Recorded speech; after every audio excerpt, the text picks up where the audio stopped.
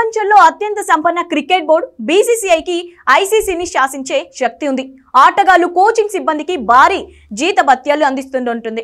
అందుకే చాలా మంది మాజీ విదేశీ ప్లేయర్స్ సైతం బీసీసీఐతో పనిచేసేందుకు ఎదురు చూస్తుంటారు. అయితే ఈసారి టీమిండియా హెడ్ కోచ్ పదవి కోసం బీసీసీఐ విడుదల చేసిన ప్రకటనపై విదేశీ మాజీ క్రికెటర్లు ఆసక్తి చూపించట్లేదు.